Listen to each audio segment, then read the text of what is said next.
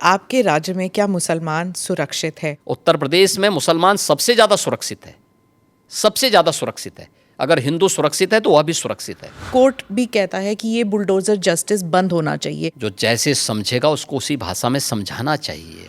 भारत की राजनीति में भारतीय जनता पार्टी के लिए राहुल जैसे कुछ नमूने जरूर रहने चाहिए, जिससे एक रास्ता हमेशा के लिए साफ होता रहे, अच्छा रहता है। अखिलेश जी कहते हैं डबल इंजन क्या, अब तो इंजन एक दूसरे को नमस्ते तक नहीं करती। अपनी वर्तमान लीडरशिप को भी सम्मान करते हैं और अपने पूर्वजों के प्रति भी सम्मान का भाव रखते हैं, लेकिन जिनके आदर्श औरंगजेब हों तो उनका आचरण भी उसी प्रकार का जरूर होगा। आप क्यों कहते हैं कि उनका औरंगजेब उनके लिए आदर्श हैं? ये महाराणा प्रताप, महाराणा सांगा, छत्रपति शिवाजी महाराज और गुरु गोविंद सिंह के बारे में ये लोग बताएंगे?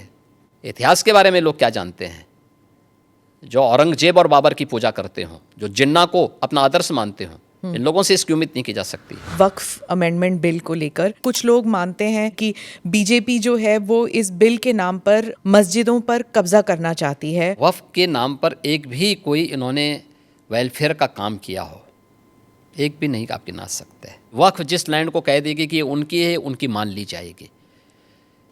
हम भौचक हैं जी, ये कौन सा आदेश है? ये वक्फ संशोधन अधिनियम जेपीसी ने जो अपनी सिफारिश की है, ये आज की आवश्यकता है और इसको समयबद्ध तरीके से आगे बढ़ना चाहिए। और मुझे लगता है देश के हित में भी होगा, मुसलमानों के हित में भी होगा। आपने कहा कि संभल में 64 कुछ तीर्थ स्थल हैं और 18 की पहचान हो गई है। अब ये बढ़कर 54 तक पहुंच गई है। कितनी जगह खोदेंगे, कितने अरे मस्जिद जितने भी होंगे सब ढूंढेंगे। तो फिर आप मथुरा की बात क्यों उठा रहे हैं? मथुरा की बात क्यों नहीं उठानी? मथुरा श्री कृष्ण की जन्मभूमि नहीं है क्या? पर वो तो अब कोर्ट में है ना। कोर्ट का ही आदेश पालन कर रहे हैं ना, तो अब तक तो वहाँ बहुत कुछ हो गया होता। 100 मुस्लिम परिवारों के बीच में 50 हिंदू सुरक्षित रह सकता है क्या?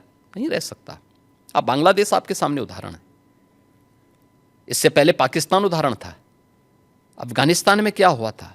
कहीं धुआं उड़ रहा हो या किसी को ठोकर लग रही हो तो हमें ठोकर लगे इससे पहले हम संभल जाएं। उत्तर प्रदेश में मुसलमान सबसे ज़्यादा सुरक्षित है, सबसे ज़्यादा सुरक्षित है। अगर हिंदू सुरक्षित है तो वह भी सुरक्षित है। 100 हिंदू परिवारों के बीच में 100 हिंदू परिवारों के बीच में एक मुस्लिम परिवार सबसे सुरक्षित रहता है। उसको इसके पर्व और त्योहारों को, उसको अपने सभी मजहबी कर्मों को करने के लिए, या जिस मत और मजहब या संप्रदाय या सेक्ट का अनुयायी होगा उसको उस परंपरा के अनुसार अपने सारे धार्मिक मान्यताओं या उपासना विधि को पूरी स्वतंत्रता होती है। लेकिन मैं कहता हूँ 100 परिवारों के बीच में, एक हिंदू की बात तो दूर करिए, 100 मुस्लिम परिवारों के बीच में 50 हिंदू सुरक्षित रह सकता है क्या? नहीं रह सकता। अब बांग्लादेश आपके सामने उदाहरण है, इससे पहले पाकिस्तान उदाहरण था, अफगानिस्तान में क्या हुआ था।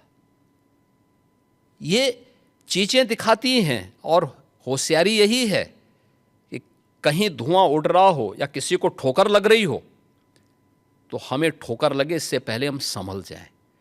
तो वही संभलने के लिए बोला जाता है। हम तो सबके बीच सबको समान भाव से देख रहे हैं। उत्तर प्रदेश में मुसलमान सबसे ज़्यादा सुरक्षित है, सबसे ज़्यादा सुरक्षित है। अगर हिंदू सुरक्षित है तो वह भी सुरक्षित है। अगर दंगे यहाँ यूपी में होते थे जो 2017 के पहले, अगर हिंदू की दुकान जलती थी तो मुसलमान की भी जलती थी, हिंदू का घर जलता था तो मुसलमान की भी जलती थी। और 17 के बाद से दंगे बंद हुए। अगर हिंदू सुरक्षित है तो मुसलमान भी सुरक्षित है। और दूसरा जो मैंने कहा कि इतिहास में कोई उदाहरण नहीं बता सकता कि अपने बल से, अपने वैभव से किसी हिंदू राजा ने किसी देश पर जबरन कब्जा किया हो, कभी नहीं। इतिहास इसका उदाहरण है, आप उठा के देख सकते हैं। भगवान राम लंका में गए और लंका में रावण पर विजय प्राप्त करके लक्ष्मण को वहाँ के वैभव को देख के थोड़ा मोहित हुए। भगवान राम ने कहा नहीं लक्ष्मण, उन्होंने उनको एक ही बात कही और मुझे लगता है कि आज की पीढ़ी के लिए बहुत प्रेरणादायी है जो उन्होंने उस समय कही थी। लक्ष्मण जी को जो प्रेरणा, जो निर्देश भगवान राम दे रहे हैं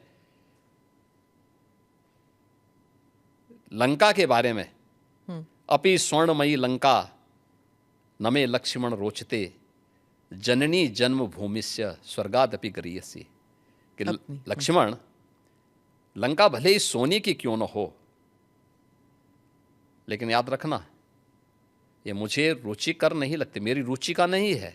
मेरा काम था माता सीता को दुरात्मा रावण से मुक्त करना, वो मैंने कर लिया है।